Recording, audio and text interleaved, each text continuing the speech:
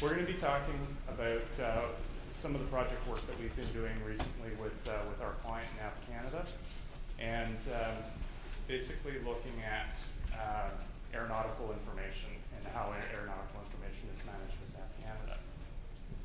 We've got a couple of problem areas that we're going to be talking to.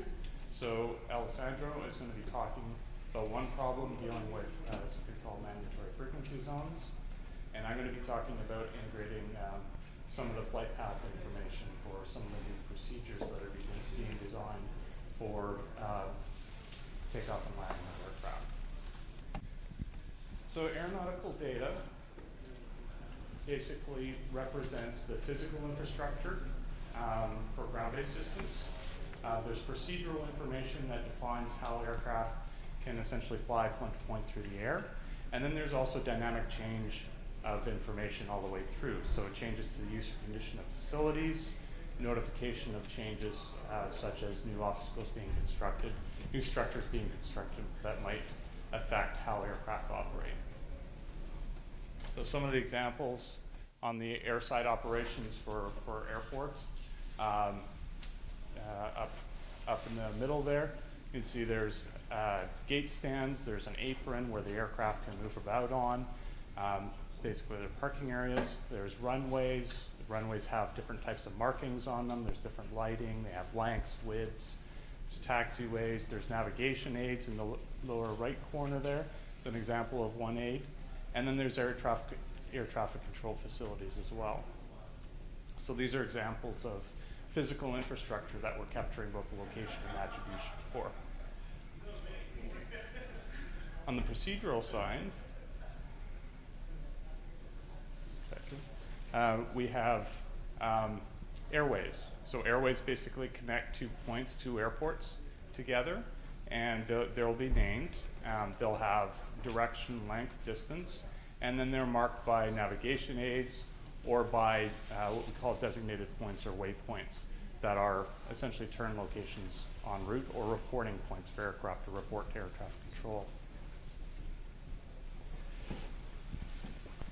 Then we have airspace descriptions. So airspaces are essentially 3-dimensional volumes above the ground, and an airspace defines, it has an area, a lower boundary and an upper boundary, and it defines a few things. So it defines potentially the type of equipment that an aircraft has to have to operate in it, as well as the communication procedures for interacting with other aircraft and with air traffic control when flying within that airspace.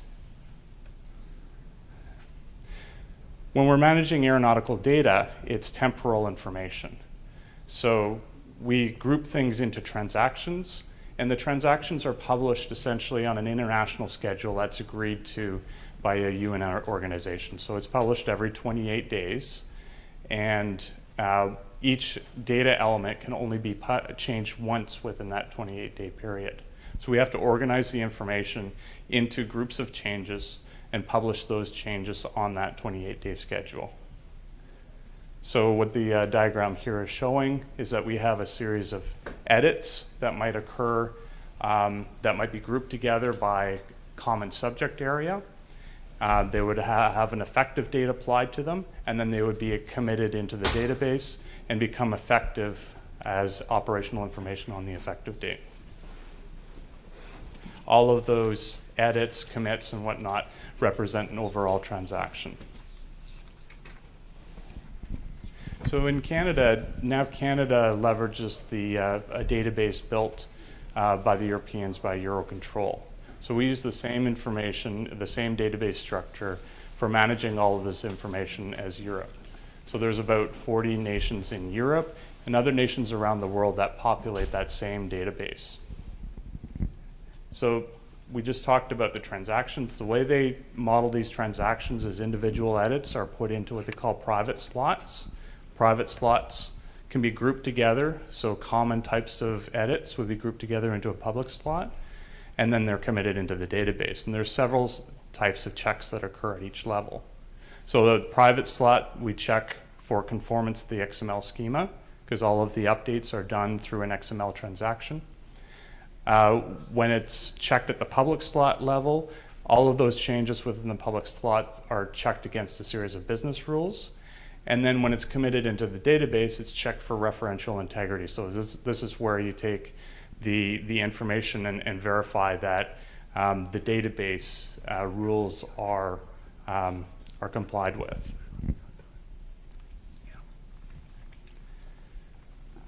So the aeronautical data format that we're talking about right now is an XML-based format. And XML is used as the messaging protocol to communicate changes to the database and to receive updates from the database. So what that means is basically, oh, sorry, that's on the next slide. So the information is stored in the database according to an entity relationship model and exchanged with an XML messaging scheme. One of the interesting things about exchanging information in this way is that we have to use a primary identifier that, in this case, does not have a globally unique identifier. So we create basically what's called a natural key that's combined from a series of the attributes within a single record to create a unique identifier.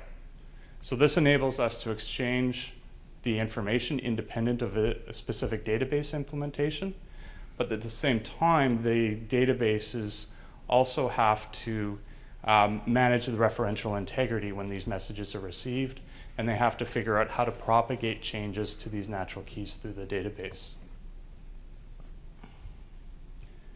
So I'm going to turn it over to Alessandro, who's going to sort of talk about our first issue here. Yes, thank you, Todd. Yes, one of the projects we are working on is about elaborating airspace information and creating new communication units and services. Most of these airspaces are, as it's written in the slide, mandatory frequency zones. These are special areas that surround usually small airports and are different from other kind of airspaces because usually there are not towers present on these airports, and they are used by the pilots.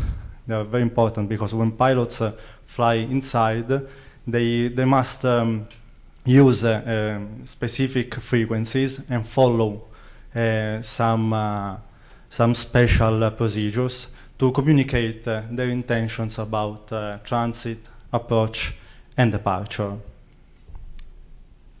The problem with this kind of mandatory frequency zones is that often they overlap with other kind of airspaces, with control zone airspaces. So when there is this kind of intersection, the resulting geometry of these zones must be modified so that the resulting geometry is a subsection of the original one. Because of course, airspaces like Class B or Class C, where an airport tower is present, are more important, and the pilots must follow different kind of procedures and use different kind of frequency to communicate. So when we worked on this project, we received about 1,400 airspaces. As I said, most of them were mandatory frequency zones, and we tried, first of all, to analyze and profile the data because, as usual, many of these airspaces had mistakes, there were duplication and error of any kind in the textual information of the attributes. We were able to profile about 23 different kind of airspaces, often with slight differences among them. And for each one of these use cases, we had to create the right procedures to create the new features to insert in the database. So there were new services, unit, frequency, cosine features to create. And we have to create the proper relationships between all of these features. Because as Todd was saying earlier, we didn't create and we didn't elaborate all of this information from the inside of the database. So we couldn't use all the functions and all the triggers that usually are inside the database, which help us to keep all the relational integrities and all the other theorems that usually are implemented into a database. So once we created these procedures, we were able to create all the different workspaces to elaborate this information. And the final output was these AXM update messages that eventually we could combine so that they could be used to be uploaded by Eurocontrol into the database. Once we got the check reports, we were able to understand if there were data collisions with existing features in the database, because as Todd was saying earlier, the system is going to make all the reference integrity checks and other kind of controls. So receiving this kind of check reports from the system, we were able to improve the update messages so that finally we could create the proper update message that could create the final version of the data into the database. As I was saying, from the airspace, that this is the class diagram for the AXM model. This is just a small subset of all the different diagrams that there are inside, because there are about 100 features, different features in the AXM model. And so one of the hardest parts was to understand how to correlate the information inside the airspace features that we can see as many different attributes with the other information that we had to create for the other features, which had different kind of attributes that sometimes came from the information in the airspace. Sometimes they should be created completely in a new way, following special procedures. So this part was not very easy. And of course we used FME. This is one of our mandatory complex workspaces that we have to show at the presentation. And we can see that indeed, as I was saying, we have one reader, which is the airspace feature reader, and we have many different writers, which are the new features that we created.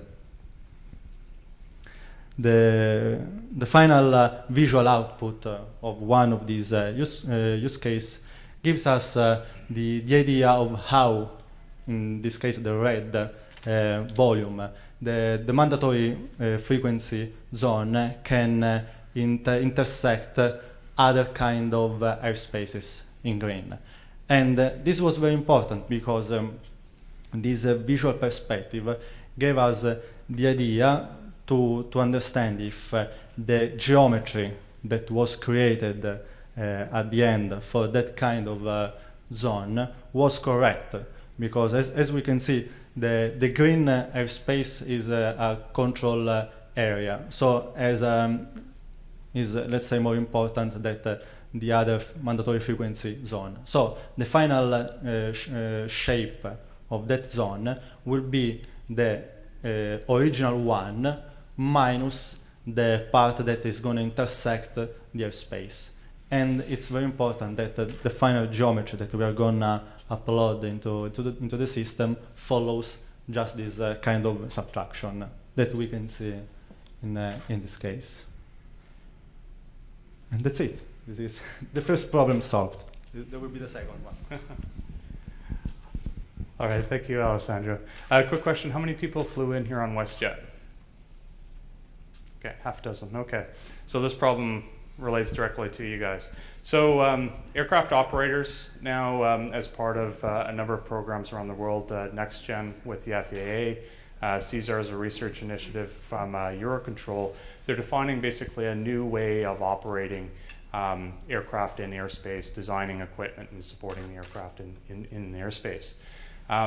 Cost of fuel is a huge driver for aircraft operators now to come up with more efficient procedures on takeoff and landing of aircraft.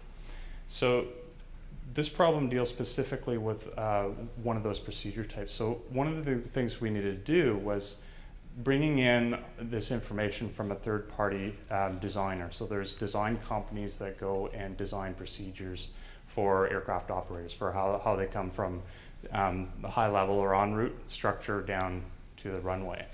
We had 436 procedures that were designed in airports across Canada, and the data is provided in a format called ARINC 424. It's an old 1970s based textual format that is still used today on the aircraft flight management systems. It's the standard for navigation databases on an aircraft. So we had to take information that was provided in that format and figure out how to get it into the database. Just a quick overview on what these procedures really are. A traditional procedure is just shown on the top there. We're using ground-based navigation aids. So an aircraft will basically fly along a path, step down to the next elevation level, step down to the next elevation level, and all of these paths are effectively straight segments point to point. An RNP, which stands for Required Navigation Performance, allows specially equipped aircraft to take a constant descent approach from the en route structure along a series of curves down to the ground. And what this allows them to do is they can use a constant thrust all the way down. So when an aircraft is going through a step down, when they step down, they apply thrust at the next level, and they're using more fuel all the way along, releasing more CO2 gases, all of that. So these new procedures will save thousands of metric tons of fuel and greenhouse gas emissions as you roll it out across the fleet. So the approach that we used in terms of bringing this data into the system, so first thing was to profile the data, understand the nuances and characteristics, what the contents of the information are, and what it is we need to extract from that information to push into NAV Canada's Aeronautical Information Database. We have a ARINC 424 converter as part of the Eurocontrol database, so we can convert the 424 messages that were provided or data file that was provided into one AIXM update message. So the types of informations that we found were flight paths for departures, for approaches, and all of these have procedure legs, so pieces of the procedure all the way down, and designated points, so points in the air along the way. So part of the problem with those designated points is basically the resolution used. The designated points form part of this natural key that we talked about, part of the primary key. And the resolution on the points used by the third-party designer is what is published by NAV Canada. NAV Canada maintains a much higher resolution of information in their database. So we needed to be able to match those records to understand that where there were changes and where there were not changes, and to replace the proper values from the NAV Canada database into the natural key provided by the third-party designer. So we developed some workspaces to generate a new update message, a new XML update message, load those updates into the database and run system checks. So some of the system checks that we found, if some of you are from Canada, Calgary has just gone through a large reconstruction of some of their airport facilities. They've added a new runway. Along with adding a new runway, the magnetic variation has also been updated. So they've actually redesignated all the runways, which means they've renamed the runways. So all of these issues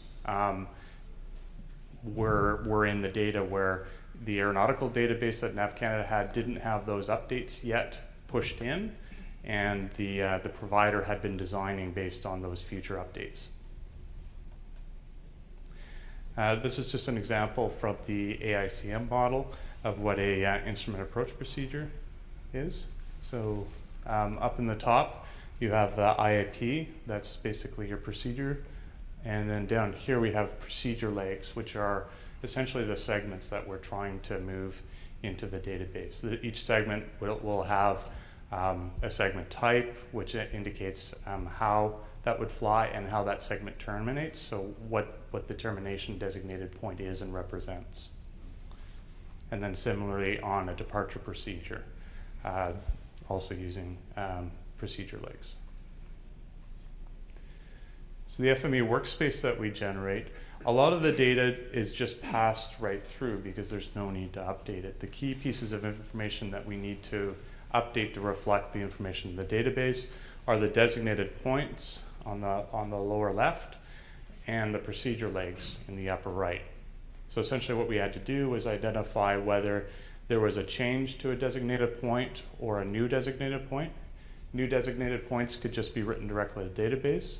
If there was a change to the designated point, we needed to identify whether that change was allowable and was in tolerance with the resolution in our database. For the ones that were within tolerance, within the resolution in our database, we had to update the natural key referenced in all the procedure legs so that those could properly be written into the database without posting essentially a new change into the database.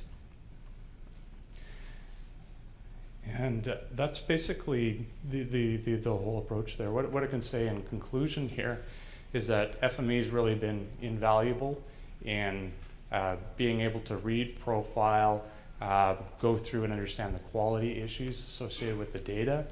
The XML capabilities in FME now really map well to the object relational models that we're seeing in XML. And having all of the transformations with their geographic geoprocessing capability in there allows us to do quite a lot of comparison work and improve the overall quality of the data as we process it. So that's basically our presentation. Is there any questions out there? Yeah. You said you have an ARC 424 converter. Is that in FME? It's not an FME. It took me almost a week to get one just to read the thresholds properly. Yeah. I don't generate any runway, but that's the only thing I have from the ARC 424 in FME. Okay, well, we can talk later about it. So. Do you have your own in-house tool, or? So for the ARC 424, we used the tool provided by Eurocontrol that would read that. The problem with that is it only reads one version. There's about 7 or 8 different versions that are in active use of this ARC 424 file. So there's quite a bit of complexity and differences between them. So that's used internationally quite a bit still? Like For all aircraft systems. yeah. Yeah, 424. And then there's for other types of navigation systems, there's other ARINC standards. They're all text-based. You should send me an email. We'll make sure we have an enhancement request for that. Okay. It's still commonly used. We should support it. Yeah. All right. Any other questions? I was just going to ask, we've talked a lot over the years, but maybe just looking back or looking more forward, if there's one thing you could have in FME to support your workflows, like an improvement in FME besides the support before, what would it be? Either in terms of the processing or. It'd be really cool to have a for loop. Oh, really? Anybody else? Yes, definitely. Do you have one, Alessandro? Well, at the end, I'm using a lot the Python scripts. And so, and first of all, yes, I don't use really the role of the 10 transformers because less than 20, 30, for me, Yeah, I can do anything because there is so much change of new creation of new attributes, merging of different kind of features. So it's very long. But I use heavily also Python scripts. And yesterday I was talking to the guys because at the moment you can use the Python script sort of as usual. You have your reader, your transformers, and then you call your Python caller, something like that, a transformer. Well, like parameter, you give your features, and you work with the features so provided from the workspace. So I was asking the guys, but if instead I want to read the features by myself inside the Python caller, so that especially in a few specific cases we have something like a directory with different files. So we have like a base snapshot file, and then different kind of update messages. So first of all, I want to read the base snapshot file, and after I want to read the different update, and maybe creating a list, dictionaries, and so on, so that I can compare these different kind of features. And I would like to do this maybe from inside the Python caller in a Python script, so that I can really manage these different things. And the guys said, yes, there is a universal reader, but it's not really used in that way, and so on. But anyway, they gave me a few good advices. I'm just curious, both for that and for the for loop, is it like given the nature of AXM and the highly sort of the way that you have these sort of highly normalized nested structures in there, is it largely for list processing that you would need for loop? Yeah, and I know you can simulate a for loop in a custom transformer, and we've done that before. We've done nested for loops effectively over lists in custom transformers, But I think that points but to it's fairly complex. Yeah, I think it points to a need to improve our list processing, and I think even in SP1 now you can copy from one list to another. You don't have to do it element-wise. Okay. And then the other thing in terms of list processing is if we can compare across lists easily, or do differences across lists. Yeah, without having to expose them. Yeah. That's right. Yeah. While we are here, maybe some sort of better list visualization. You know, in that inspector, you show all the attributes, but you cannot really see.